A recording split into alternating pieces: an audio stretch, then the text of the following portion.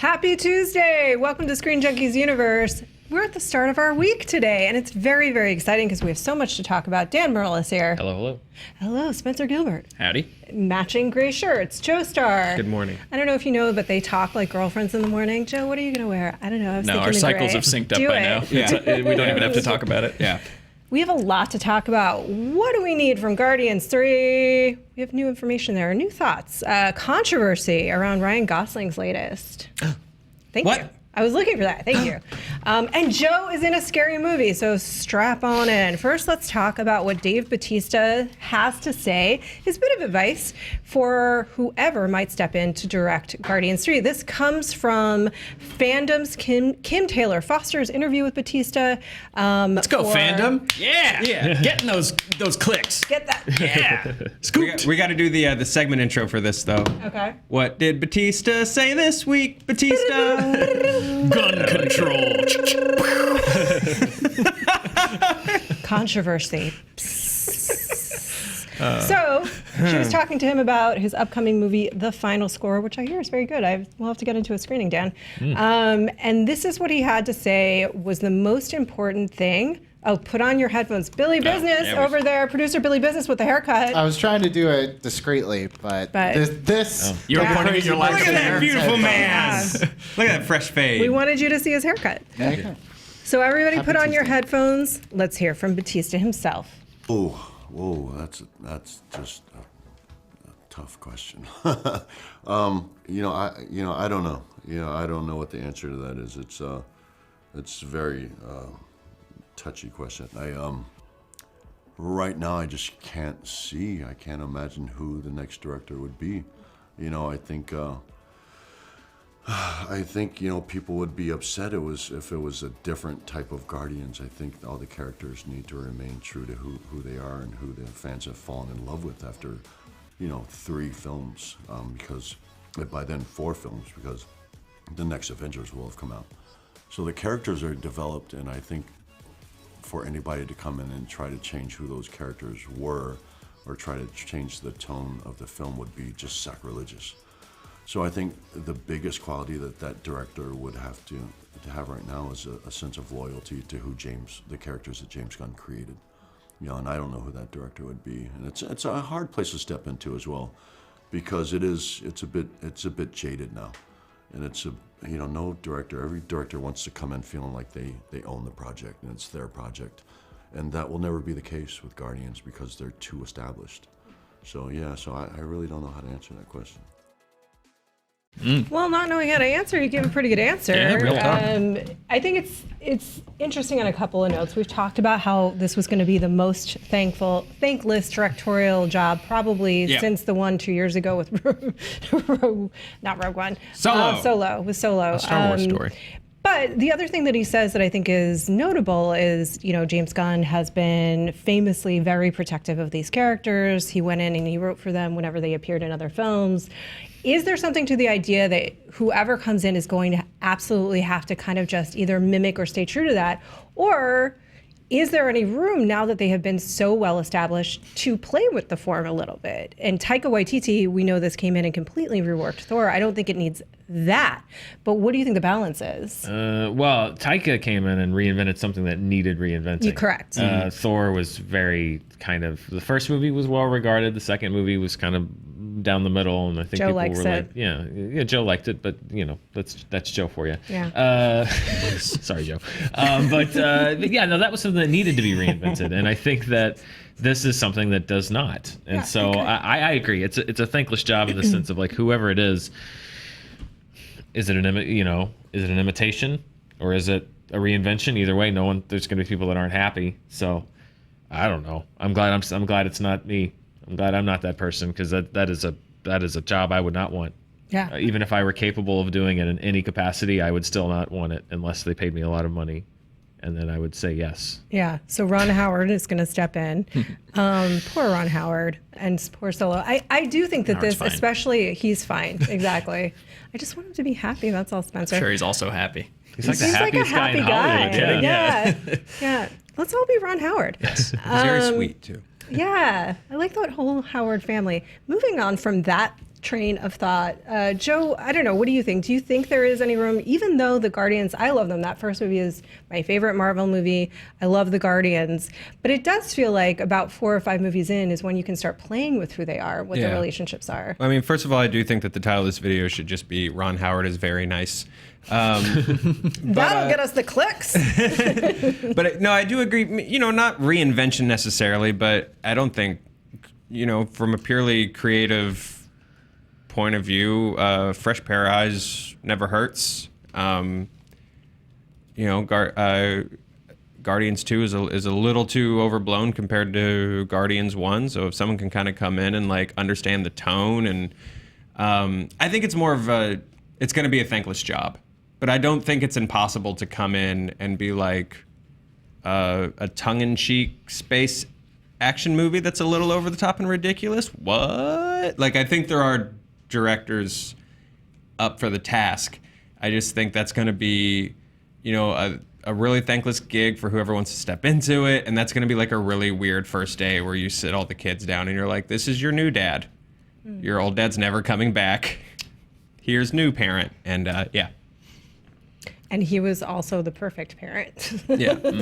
Well, who's the new dad? What do you think, Spencer? Name one person, and then we're going to talk about Ryan Gosling. Well, I think that in this case, if you're just looking for someone to like execute a James Gunn style movie, like you do what they usually do, which is to pick off some kind of hot indie director ready to make the leap, and you have the same previs team do all the effects and stuff like that, but you get some indie comedy guy to or someone from TV to be like, give us your best James Gunn impression, because I think that this doesn't need reinvention.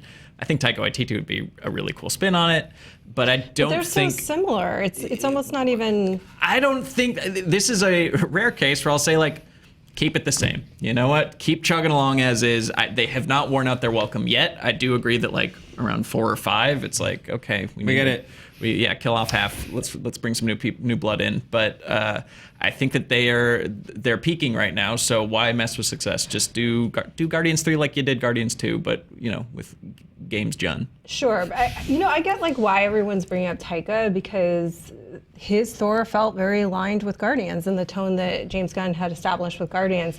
But for Taika, like, is that even creatively interesting when you've established your own thing and you own it, to step in and be like stepdad to the thing you were that's why I already say riffing on? get a jobber. Give someone a break. TV director. I don't think that because they have jokes in them makes Thor Ragnarok feel necessarily aligned with the Guardians films, but it was like a ragtag, broken family. There was a lot that felt really similar. Big bright colors, pop music. A lot of the music was leading us through the movie. Yeah, there was just like a lot. It's pretty similar. Classic rock. I think they like cleared each other's songs to make sure they weren't using each other's. So let's leave Joe alone. We love you. I mean, yeah, most Marvel movies feel exactly the same, but I'll argue that comedy can feel different from other comedy. I think a win you could give it, I don't know, give the gig to somebody who James Gunn sort of looks up to and emulates. Give it to a John Carpenter. Give it to a Raimi. That's interesting. That'd be weird. That could be kind of a win. I think Carpenter invented that tongue-in-cheek, over-the-top action. He can do sci-fi. And that's someone who I think that would give it cred. People would be like, oh man, well that's, that guy's like a forefather of I want to see the stuff. John Carpenter directed Marvel movie. That'd be fun. Yeah. Into it. Or give it to Sean Gunn and just have James hang out on set a lot. Yeah, exactly. That's probably My brother's coming over. He's just here to play Halo. I saved him a seat. And he's just quietly whispering in his ear the entire time. I will repeat my mantra that I did with when Andy Serkis's Jungle Book was still going to be released in theaters, which is you cannot make a movie. It is possible for Disney to say, listen, rather than, I'm not saying it's preferable, but rather than force it and just say, we're just going to find somebody and we know no one's going to be happy with it because it's not going to be the same. Like you can they do this all the time. They reinvent how they use their characters. They say, okay, we're not going to use, Ant-Man in a sequel right away, but we're going to put him in Civil War. And then he was great in Civil War. He had a great role to play, and then his sequel came a couple years later. I think with it, I realize they have a schedule, but also at the same time, why rush this if you can't crack it right now? If you don't know what you're going to do, Bautista and Batista's still threatening to walk away. Mm-hmm. Don't rush it.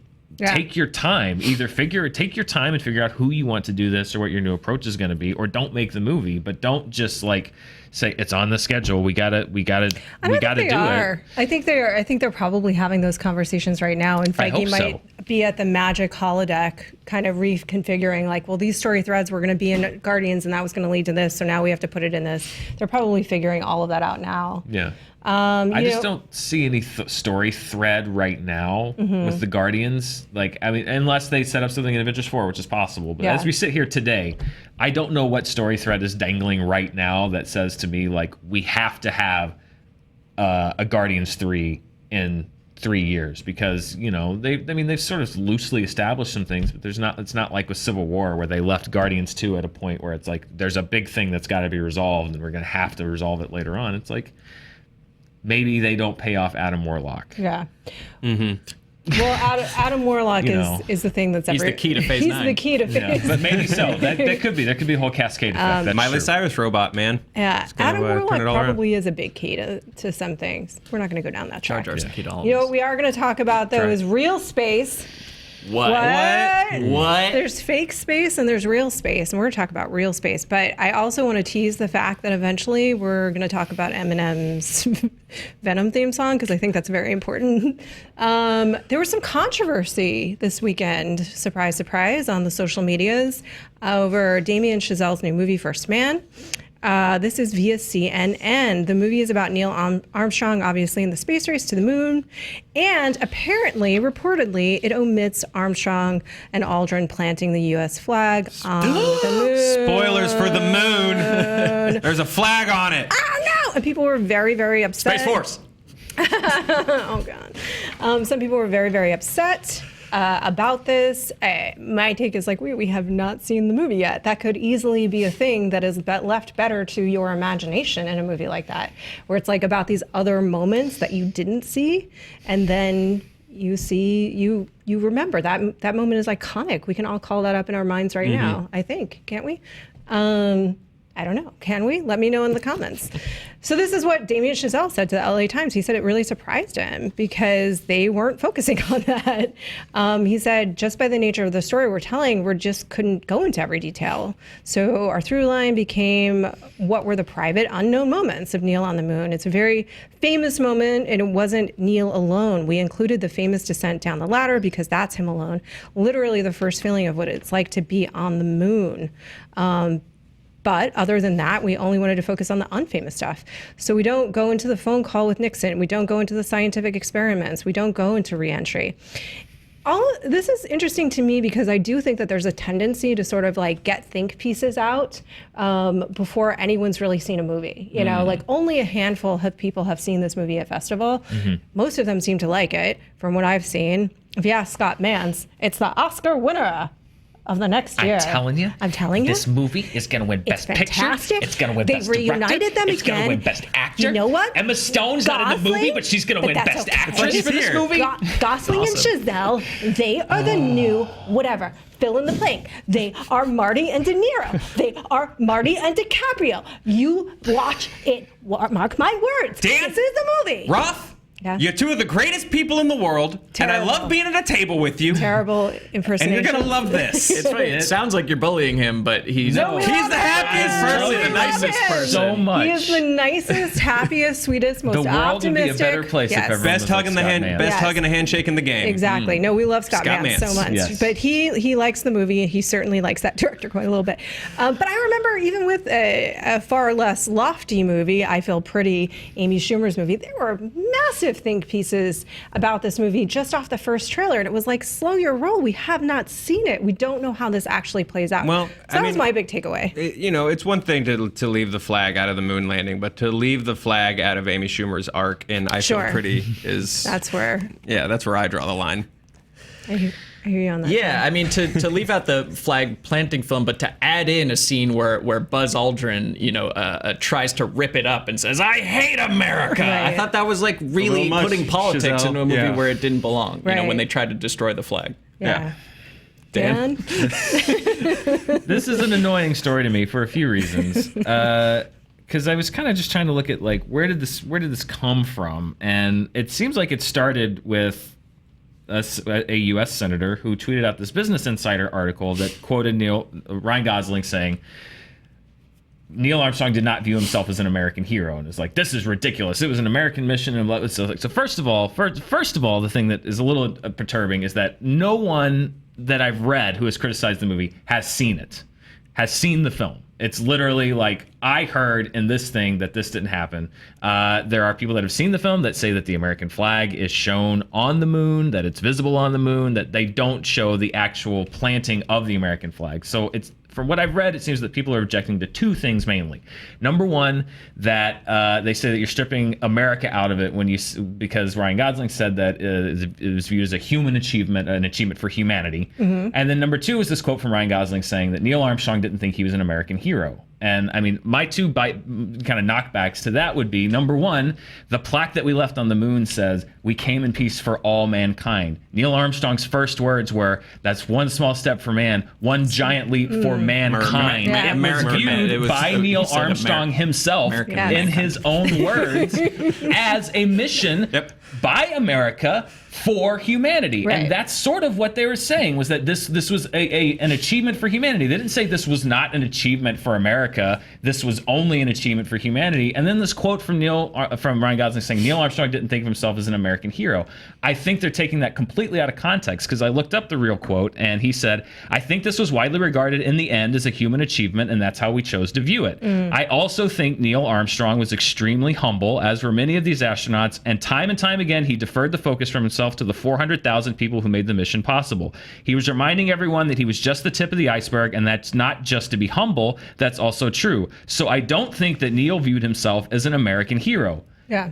I think what he means there is not that he didn't view himself as a hero for America. He means he did not view himself as this singular hero character who was solely responsible for the moon landing. And people took that one quote and they tweeted it and they wrote stories about it and they spun it out on social media, because politically that's convenient right now, is to create narratives where you're pitting people against each other, because it's for whatever, so many reasons why. But I think that this is a completely overblown story, mainly motivated by people that haven't seen the movie, taking words that Ryan Gosling said probably completely out of context, and it's now spinning out of control. And then Buzz Aldrin just, he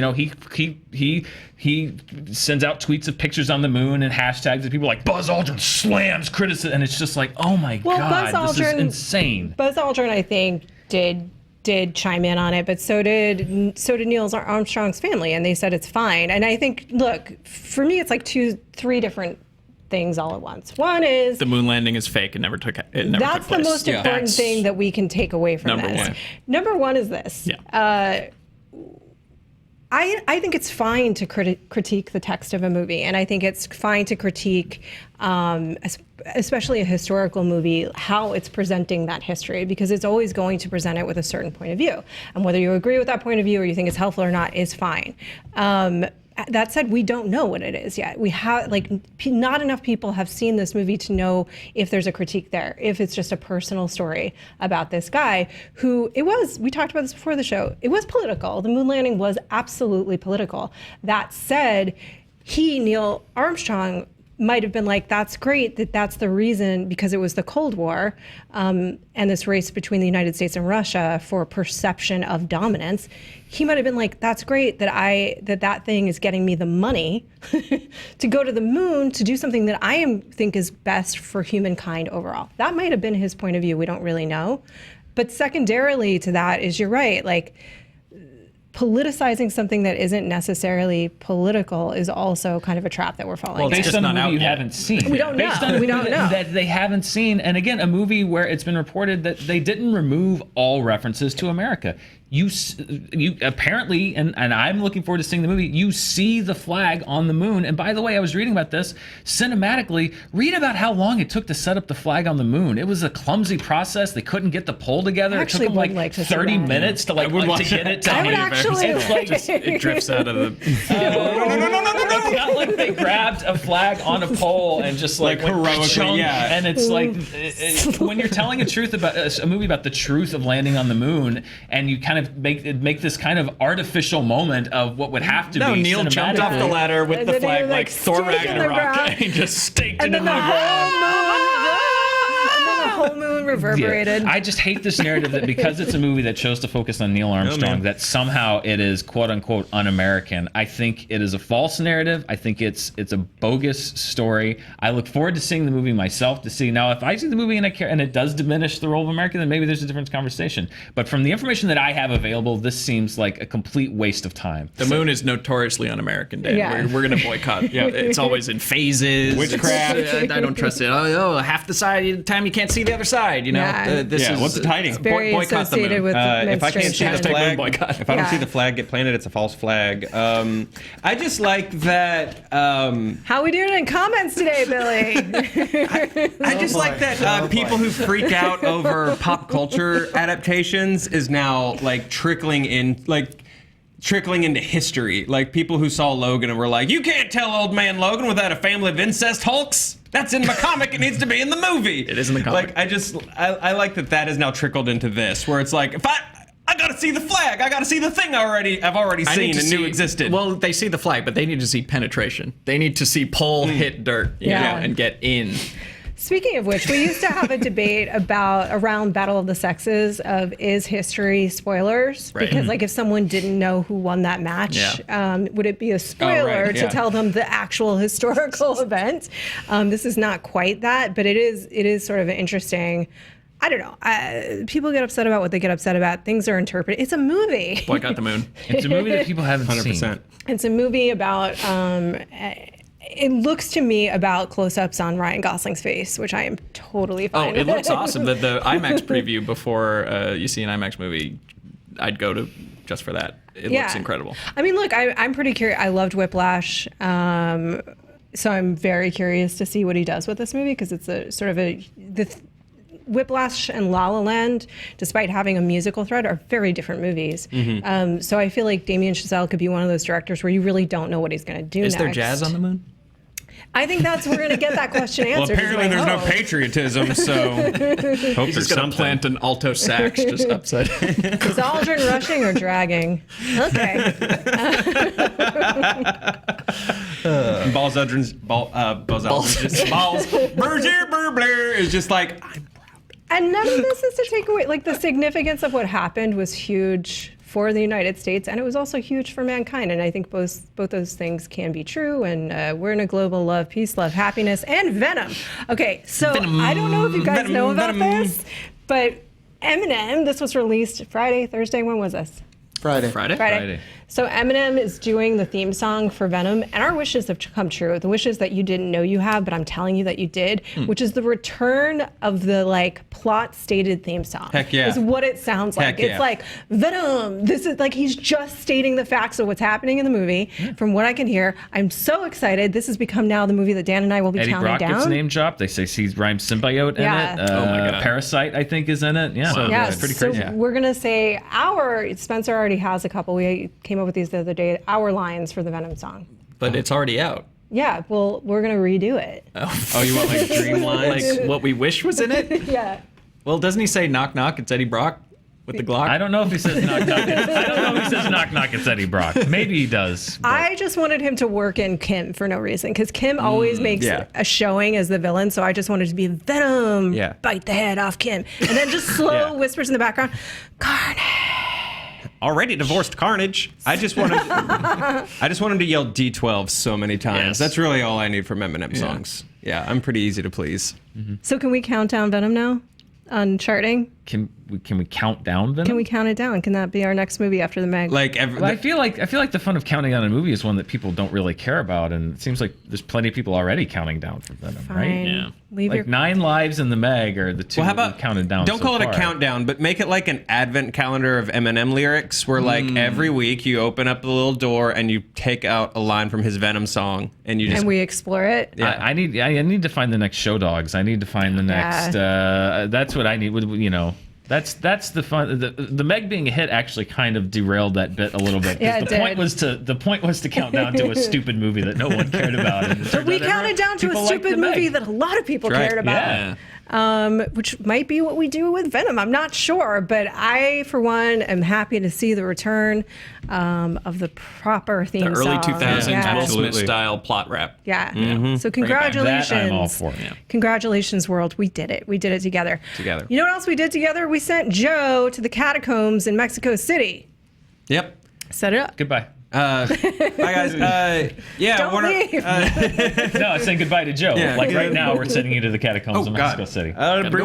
Warner Brothers sent a bunch of us to Mexico City, and then drove us up, which I didn't realize is around Denver height, above sea level. Very thin air. Very thin air. That explained when I got really sick there, and I didn't know about the altitude. Thank you. Oh my. Hey, there's the nun. So this was for the nun. They said, yeah, this is for the nun. They sent a bunch of us to an abandoned convent, and sent us. We screened the movie, which was really cool because we watched it in an old abandoned cathedral during a thunderstorm at night, which I feel like is probably the best way to watch a horror movie ever. And then they ran us through the catacombs and scared the shit out of us for a while, and it was super fun. And we filmed a thing, and there were some special surprise guests, and enjoy it. Roll that footage, JT, if you can. Oh, thank you.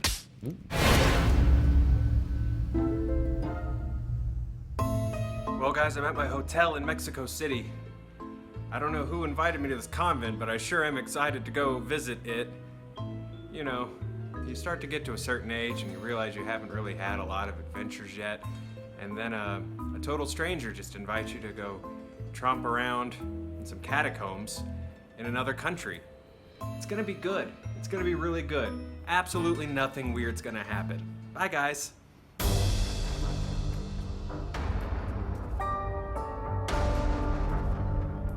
So I'm not at the convent yet, but I was told I would find a clue at this cathedral. So I'm gonna go to this cathedral and try to find a clue. And we'll just see what we...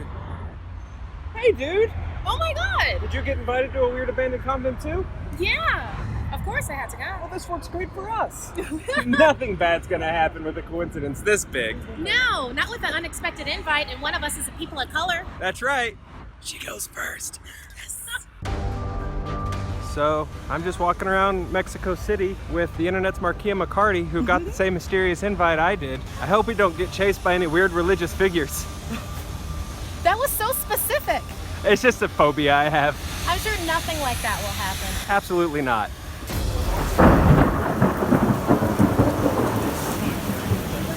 So I'm in a convent in the pouring down rain.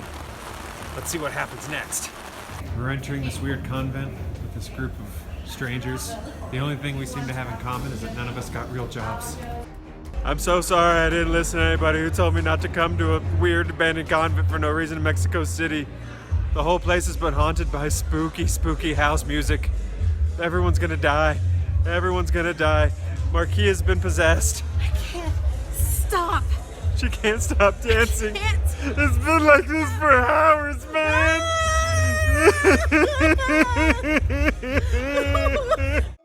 Nothing human could have left these LED candles here.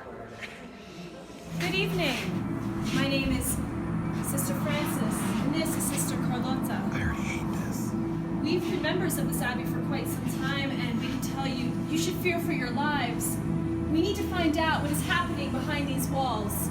Evil forces are going to haunt us and confuse us with riddles and puzzles. The worst demons are the riddles and puzzles Behind demons. these doors, hope and faith are your only weapons. Here, come on. Come, follow me. Sister? Yeah, no.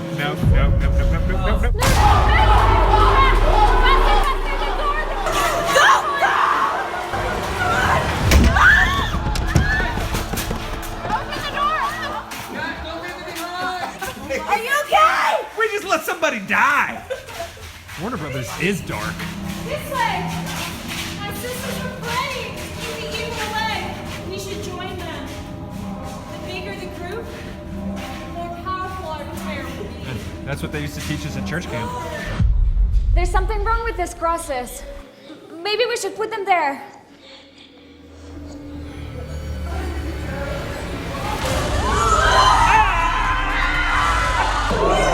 These dead nuns! are we doing? Come on, let's go up here.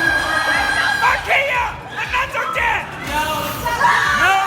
I got grip by nuns! Evil forces are getting stronger. Come! Okay, now we're at a graveyard. We're definitely gonna die soon, so I have to admit some things. Dan, I'm sorry we threw away your salsa that one time. Spencer, sometimes I go through your drawers just for the heck of it. Roth, sometimes I drink your kombucha. I'm sorry. This is the darkest and most frightening part of our journey. Everybody grab a helmet and grab a lamp as well to light the way. Have you been at the convent a long time? Yes. Yeah? Is it 15. since you were 15? Is it usually like more fun or is it usually the scary? It's the last 2 weeks have been terrible for us. I'm sorry, that sucks. Thank you for joining us. No, you're welcome. I wish I could help more. Be careful with your head and watch your step. You can't see any of this because I got too far behind the lamps because I'm the one in the horror movie that dies. Hello. I just lost a boot! The true horror of all wet socks. Who has the crystal egg? The crystal egg. The dark forces have been defeated! Yay! Thank you all, thank you! We defeated the dark forces. Yes, thank you, sir. You're welcome. What do you guys do now? Do you guys want to like go get a cup of coffee or like? I think we're gonna start praying again and we're getting our comments organized. That sounds fun too. Dark forces. Yeah. No. We can have some coffee afterwards. Okay, cool. Yeah, no, I get it. Prioritize. Yes. Thanks, man. Thanks. Thank you. Thank you. This got shut down by a nun. You would get shut down. What else would you expect? Obviously, yeah. That kind of what they're known nun, for. She was great. She is like the MVP of that Yeah. to me. We could get coffee later though. I think we'll rebuild the Yeah, convent. we didn't shoot a lot of footage like in the actual catacombs when they had the helmets on, but she was great because something would just scare the crap out of us, and she would just be like, "That was very terrible," just deadpan What if us she's the whole an time. actual nun in that convent? And when she said the And we- last 2 yeah. days have been Oh, yeah. very terrible, she's like, "Who are you people? Why are you in torturing this?" A viral marketing campaign has taken over our Well, humble we figured convent. it out because they were being really coy with us. Because remember, when we got to the hotel, I emailed you guys and I was like, "There's actual just nuns, and I don't think they're a part of the thing." It turned out they were a part of the thing, but they legit just got like nuns to just walk around the hotel. Tons of nuns. Tons of nuns, man. Wow. Cool. Whole weekend, tons of nuns. It was fun. Well done, Joe. That was fun. Bravo. That was a good time. One being On the way back, we haunted. ate at the Chili's at the Mexico City airport, and I felt very proud of that. Muy authentico. Oh yeah. What that is it was called the- in Mexico? El El Chili's. bloomin' onion. Wait, no, Chili's has a different one. Sorry. What is the Chili's thing? What is the signature Chili's Awesome dish? Blossom, right? Baby Or is back that ribs. the- Baby It's back. chicken I Christmas. want my baby back. El Baby ribs back. de Baby back. bébé. All right. And that was the most terrifying part of the event. That was awesome. That was such great work. It was a fun trip. More coming from that later this week. But right now, you can watch Honest Trailers. Honest Trailers commentaries available right now. Charting with Dan later today, talking about that box many. office. So many charts. And guess what, guys? Movie fights this week. Championship match. It is Cucumber versus Dan Murrell versus Ed Greer. This one's gonna be a barn burner. That thumbnail does not reflect my feelings on Cucumber. Oh, I know. I am not enchanted by him. You've been talking. That puppet's been talking a lot of smack.